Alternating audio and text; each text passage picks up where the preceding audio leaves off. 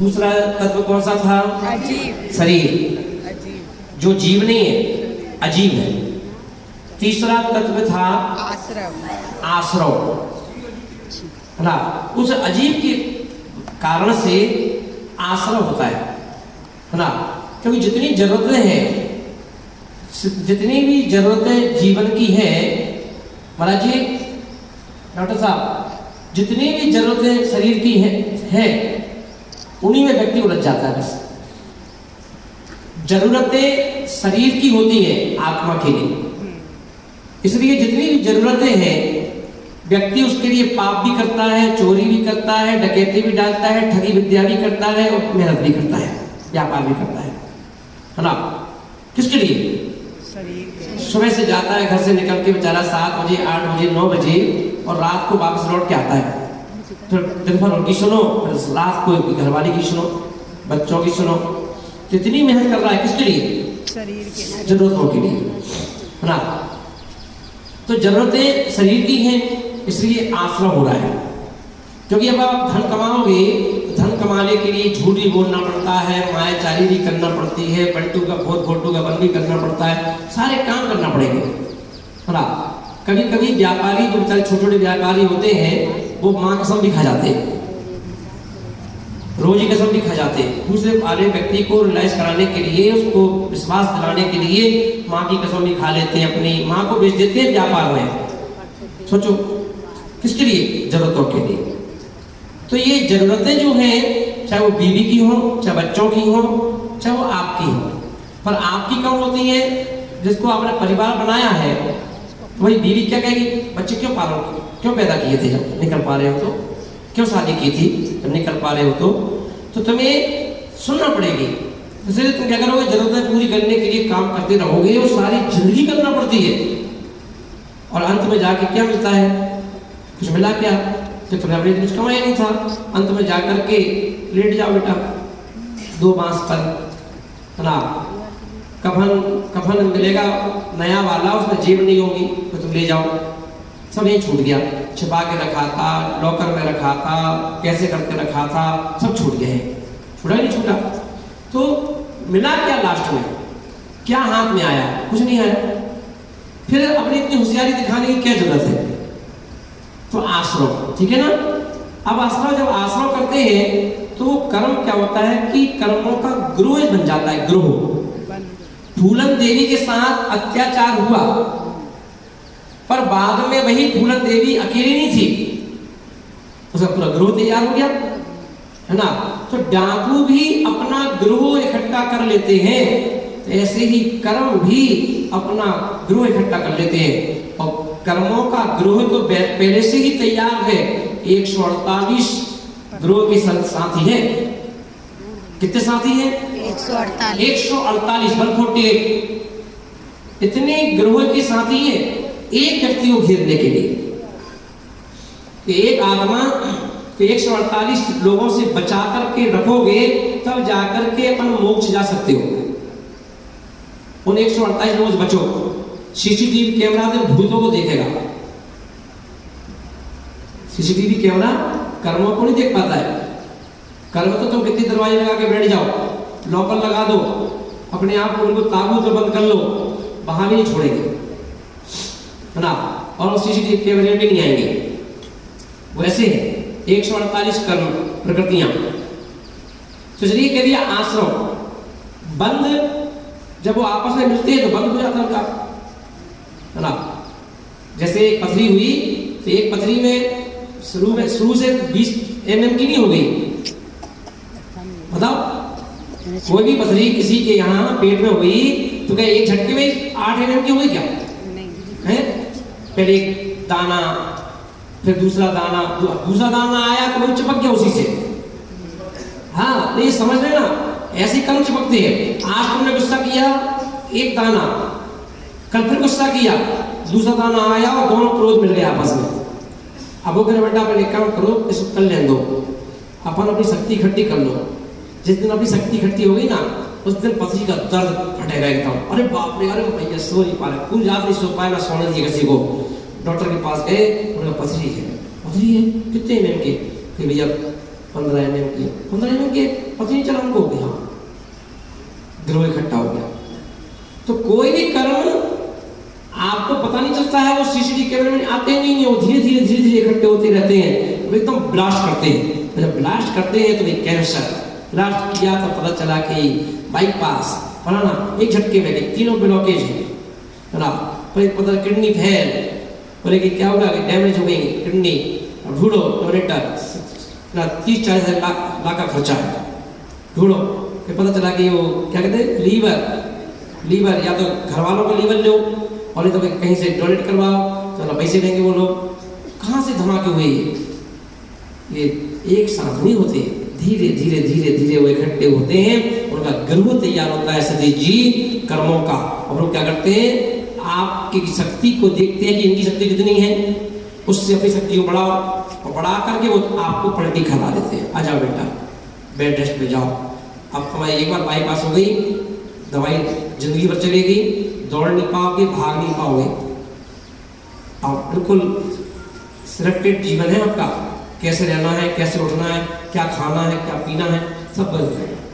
तो ये कर्म की शक्ति है ना।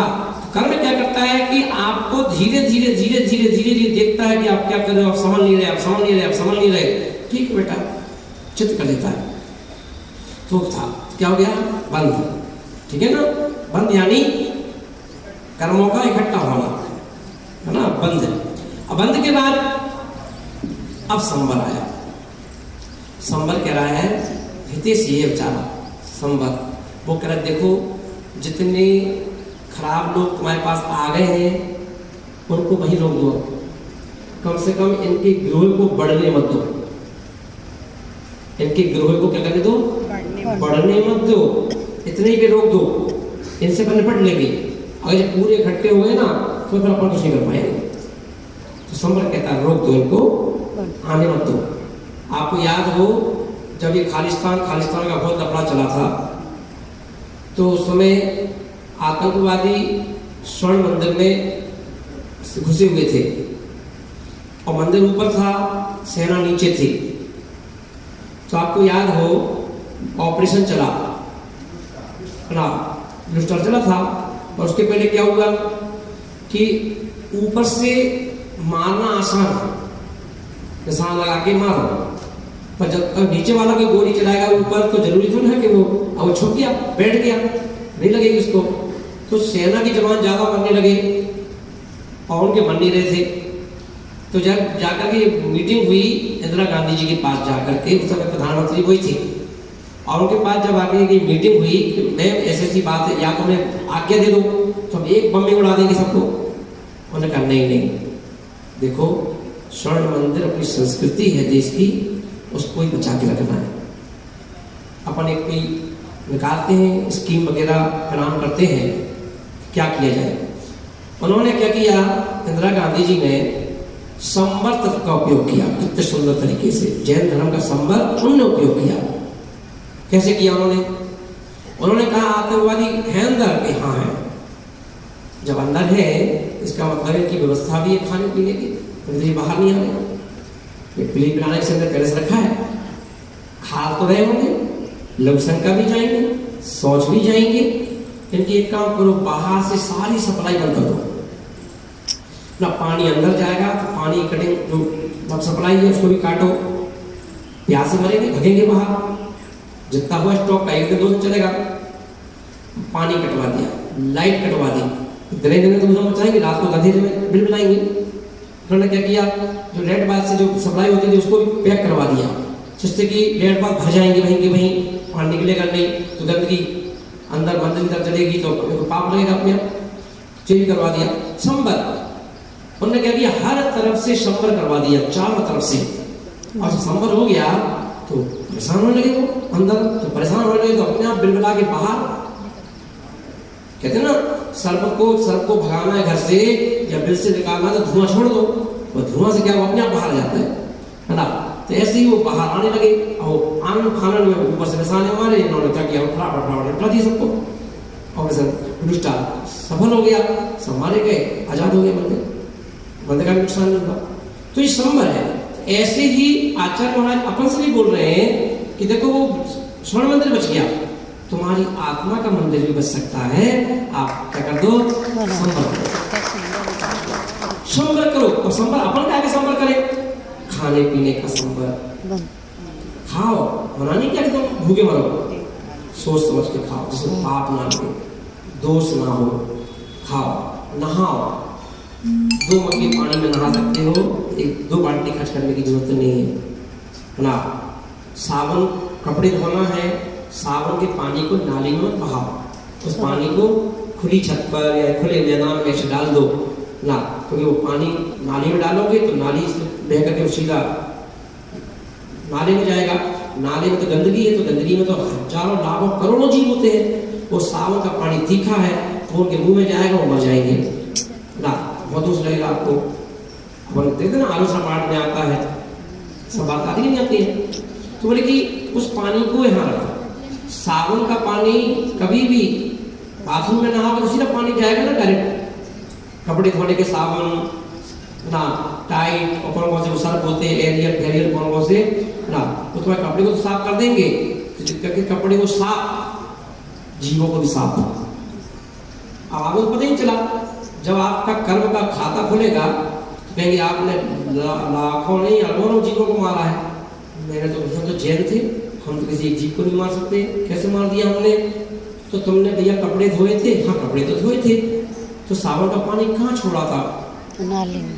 तो बहुत सी मछली थी, तो हमने खोल दिया उसका, नीचे से वो खोल दिया, अपने आप पानी में, बस उसी में तो जीव मर गए।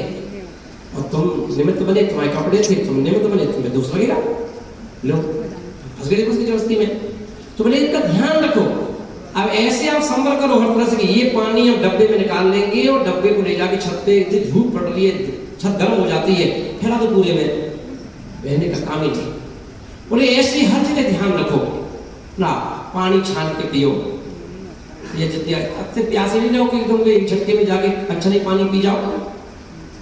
बोले कि अब देखो जैन धर्म को छोड़ो भैया, साइंस को तो मानते हो, साइंस कह रहा है एक बूंद पानी में 36,450 जीव हैं, डिक्लेयर कर दिया। जैन धर्म तो अभी भी कह रहा है कि अनंत जीव है। कितने जीव हैं? 36,450। एक बूंद पानी में, 1 गिलास पानी में कितने बूंद हो गई? कितनी बूंदें हो गई? अब उसमें अब चलो मान लो 36,450 जीव के हिसाब से काउंट कर लो, तो 1 गिलास पानी में कितने जीव हैं? अब आपने प्यास बुझाने के लिए उस पानी को गड़ गड़ गड़ गड़ पी लिया, तो आपने पानी के साथ कितने जीव पी लिए? अब इनका दोष किसको लगेगा? दूसरे को ना। इसलिए बोले पानी पीने को मना नहीं कर रहे, तो प्यासे मरो, छान के पियो, छान के पियो। तो इसका नाम है क्या? संवर। क्या आप संवर करो। संवर के साथ बिस्तर पे, एक ही बिस्तर में रोज पड़े रहते हो, एक बिस्तर पर। पहले की माता पिताओं से पूछो, वो रोज क्या करते थे? अपने बिस्तर को रोज बिछाते थे और रोज उठा कर रखते थे। अब आप तो इतने आलसी हो गए कि जब से वो शादी हुई है, तो जब से बेड घुसा है कमरे में, तब से लेके आज तक गद्दा हिला भी नहीं है। उसी गद्दे पे 3-4 संतान हुई, सभी संतानों शुद्ध किया उसको, है कभी लघु शंका से शुद्ध किया, कभी पोटी से शुद्ध किया। और आपने क्या किया? उस पोटी को, लघु शंका को बेडशीट से, सुंदर वाली बेडशीट लाए, उसे ढक दिया और उसी में लेटे हो है। अब वो पानी, लघु शंका का पानी, वो पानी सब अंदर गया गद्दे के अंदर, और गद्दे के अंदर गया तो क्या हुआ? नमी को पूरा खींच लिया अंदर, और अंदर जब गीलापन रहेगा तो जीभ पड़ेंगे, है ना। अब आप क्या करते हो? उसी गंदे गद्दे पर क्या करते हो? रोजाना आप अगर मंदिर की भी साड़ी पहनना है तो आप ले जाके साड़ी उसी पर रख देते हो बेड पर, कि जमीन पर क्यों रखते हैं? गंदी हो जाएगी। बेड पे आधी साड़ी आधी उठाते गए, पहनते गए। कितना दोष लग रहा है। भगवान कह रहे कि साड़ी शुद्ध है, हाँ धुली भी पहन के आए हैं, खाएगी धुलाई गंदी पहन के आए। कहाँ गंदी पहनी? बेड पर रख के पहनी थी, हाँ वही बस पानी। ये सारे विवेक का ध्यान रख करके जीवन जीना है, उसका नाम संवर है। और यदि आप गद्दा उठा कर रख देते, पहले के माता पिता, मैं भी घर में रहा हूं, पहले के माता पिता क्या करते थे? पहले के माता पिता गद्दों को, चादरों तो धो देते थे, पर गद्दों को भी छत पर डलवा देते थे धूप में। एक समुदाय अपना ऐसा है श्वेतांबर समाज में, स्थानकवासी राजस्थान वाले, वो कपड़े नहीं धोते अपने, वो कपड़े धोते नहीं है, तो वो क्या करते हैं कि धूप से धोते हैं। करके कपड़े थे उतार लिए, आज दूसरे पहन लिए, पर उन आज के कपड़ों को क्या करेंगे? जाके सीधे धूप में डाल देंगे, बिना पानी के, बिना साबुन के, बस धूप से वो बिल्कुल हो गए गरम, हो गए, वो कहते थे प्लासो हो गए, फिर उनको पहन लिया। अब जो आज पहने, कल पहने हैं, उनको टांग देंगे, तो धूप से कर लेते प्लासो अपने आप। तो बताओ, अपन कम से कम उस गद्दे को, जो अंदर लाइट में रहना पड़ता है, लाइट जली रहती है, कमरे में उजाला भी नहीं है, धूप भी नहीं आती है बेडरूम में, वो गद्दा बिछा हुआ है, बिछा जाए 3-4 भाई कमरे सभी गद्दे बदली बिछे हुए हैं ना। तो अब बताओ, कहाँ से आपके अंदर, आपके घर में या दुकान में या फैक्ट्री में, कहाँ से आपका भाग जगेगा? है कि जैसे लक्ष्मी जी आएगी तुम्हारे कमरे की तरफ, फिर वापस दूसरे कमरे में, तो कहाँ देगा? जैसे खुशी बड़े अच्छे से खुश होकर के बहुत साधना करता है बेचारा, खूब त्याग करता है, खूब तपस्या करता है, जैसे अंदर घुसी तो बाथरूम खुला था कमरे का, चलो ऐसे लौट के लक्ष्मी। अब रोज चाहे नेमिनाथ की पूजा करो, चाहे आदिनाथ की पूजा करो, चाहे चंदा प्रभु की, एक ही बात है, भगवान बहुत परेशान, भगवान बहुत परेशान। भगवान संवर क्या करता है? संवर कर, तो संवर करो, इसलिए कहा कि संवर करो। संवर यानी रोक दो ना। देखते ना कोई कभी चोर चक्के आ जाए मान लो कभी, तो अपन क्या कहते हैं? सबसे पहले दरवाजे बंद कर दो, क्योंकि वो घुस गए ना तो नुकसान कर देंगे, किसी को मार देंगे, कुछ कर देंगे, बंद कर दो दरवाजे। तो उसका नाम संवर, समझ आ गया? संवर कितने लोग करते हो रोज संवर? करते नहीं करते हो? नहीं करते ना, बस इसीलिए वो क्या होता है, कर्म आ जाते हैं। संवर के बाद निर्जला, जब हम संवर करते हैं तो निर्जला अपने आप चालू हो जाती है। ध्यान रखना, ये दो कर्म, दो निर्जला और मोक्ष, ये दो चीजें ऐसी हैं, करना नहीं पड़ती, ये अपने आप हो जाती है। अब आपने संवर कर दिया, एक व्यक्ति अंदर घुसा क्या करेगा? पागल हो जाएगा वो तो वैसे। आपने देखा बच्चे ने लमसंग कर दी कमरे में, बहुत गर्मी है, जून का महीना है, अब आपको पता ही नहीं चला, और बच्चा करके यहाँ और वहां पहुंच गया, सूख गई उसकी चड्डी बैठी, अब उसे पता भी नहीं चला इसे लमसंग की। पर वो शाम को जब उसी जगह पे जाओगे, उस स्पॉट पे जहां पर उसे लमसंग की थी, क्या आपको मिलेगी? इतना गर्म फर्श हो रहा है, सब सूख लेगा, वो सूखने नहीं सूख लिया ना। तो ऐसे ही अगर आप संवर कर दोगे तो अंदर के कर्म आधे तो वहीं खत्म हो जाते हैं। तो नए आ नहीं रहे, तो नए नहीं आ रहे हैं तो क्या होता है कि मम्मी पापा बीमार कब होते हैं? जो घर में बच्चे थे उनकी शादियां हो गई, बेटी चली गई, 2 बेटी थी, 2 बेटी चली गई ना, बेटों की शादी हुई, अपनी बीवी में मस्त हो गए। अब मम्मी पापा कोई बैठते नहीं है बेचारा, या तो मम्मी के पास पापा बैठेंगे या पापा के पास मम्मी बैठेंगी, और कोई नहीं बैठता है, तो बेचारे कुड़ते कुड़ते बीमार हो जाते हैं और बेड रेस्ट पे चले जाते हैं कि मम्मी महाराज, मम्मी कहाँ है? अंदर बेड पे। पापा कहाँ है? वो बेड पे। उनसे पूछो क्या हुआ? हुआ कुछ नहीं है, हुआ कुछ नहीं, कोई बोलने वाला नहीं। वो जब 2 लड़कियां आ जाती है ना रक्षाबंधन पे, वो मम्मी पापा में जान आ जाती है। जान कहाँ से आ गई? क्योंकि तुम लोग बोलते नहीं थे, उस पर बैठते नहीं थे, पूछते नहीं थे। अब वो बहनें बोलती हैं, पूछती हैं, मम्मी पापा बैठी है, तो जान आ गई। तो I am right, is no, ऐसे है कि नहीं? तो उन्हें जान कहाँ से आ गई? अब वो बेटी तो क्या करती है, बेटी की माँ से बहुत पढ़ती है। अब वो रात को, जो माँ रोज सुबह 8 बजे सो जाती थी, शाम को वो रात को 12 बजे तक उसको खाना संभाली, उसको देना मेरा समझ का मरना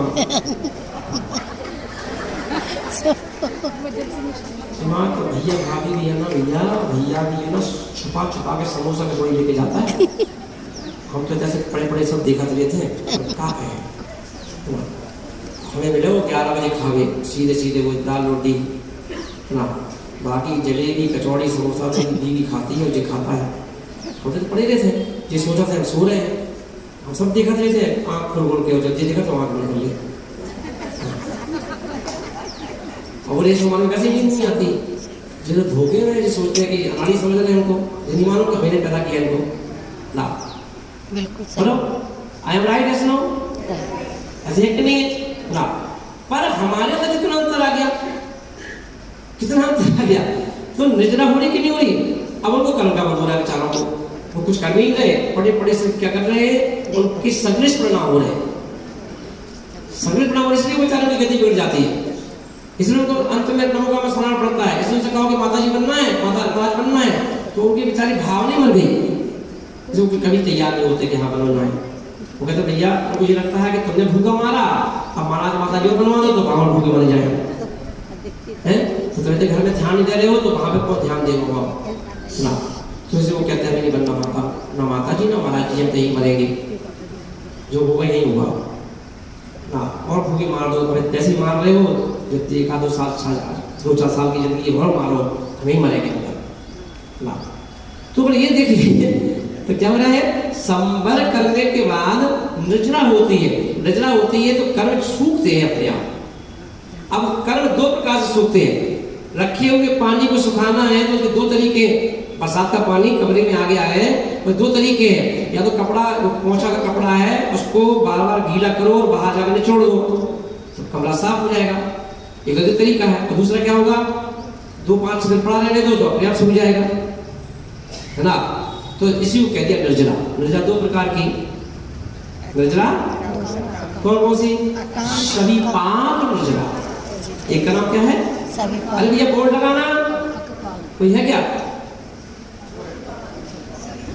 हाँ, सविपाक निर्जरा। सविपाक, कौन सी निर्जरा, सविपाक। हाँ चौथे ना,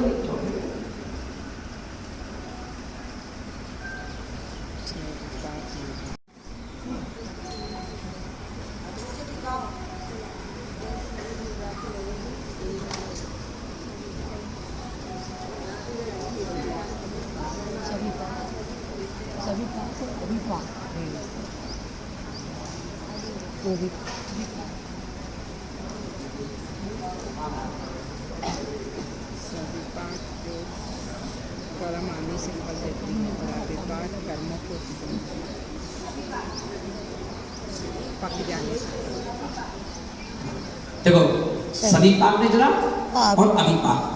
सविपाक तो अपने आप होती है। सविपाक कैसे होती है, अपने आप, कोई मेहनत नहीं करना है। जैसे आम, पपीता पेड़ में लगे हुए हैं तो ये अपने आप पकेंगे एक दिन। अमरूद एक हरा है, एक को समय के बाद पीला हो जाता है, तो सविपाक निर्जरा, है ना। और एक क्या है, कच्चे उतार लो और उसको अन्न में, चूना में, आदि चीज़ों में कागज में लपेट के अन्न उसके गेहूं में रख दो तो वो 2-4 दिन अपने पक जाते हैं। जहाँ केले वाले की जो आड़त होती है वहाँ पर ट्रक केले आते हैं, पके आएंगे तो ट्रक में बेकार हो जाएंगे। हरे के हरे आते हैं और अपने हसिया से काटते हैं, है ना, और रख देते हैं। और क्या कहते हैं, या तो कार्बन डाल देते हैं उसके ऊपर या फिर धुआं छोड़ देते हैं, 2 घंटे में पक जाते हैं, है ना। तो एक पकाए जाते हैं, पके जाते हैं अपने आप। तो जितने भी धर्मात्मा लोग हैं वो पकाने में विश्वास रखते हैं। किसे विश्वास रखते हैं, पकाने पर। वो कहते हैं कि कौन इंतजार करेगा भाई। अमेरिका और बगदाद का युद्ध हुआ, इराक का युद्ध हुआ, तो जो सद्दाम हुसैन थे वो कहाँ घुस गए, बंकर के अंदर। अब अमेरिका के बाद चैलेंज है, अब उसको मारना है, तो उन्होंने क्या किया, वेट नहीं किया कि वो निकले और फिर ऊधम मचाए।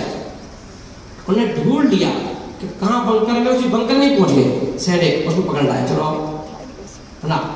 तो वहीं से पकड़ के ले आए। तो ये कौन सी निर्जरा है, अविपाक निर्जरा। कि जो साधक होता है वो जाकर के कर्मों को ढूंढ करके, आ जाओ बेटा चलो, अरे हम, क्योंकि हम देखेंगे आतंकवादियों को जहां पर वो आराम कर रहे हैं, मोबाइल देख रहे हैं, पिक्चर देख रहे हैं, तो अब ये बात देख रहे थे ना, सर्जिकल स्ट्राइक हुई थी, जो सर्जिकल स्ट्राइक है ना, हुई थी ना, तो क्या होगा, इकट्ठे उन्होंने बम पटक दिए।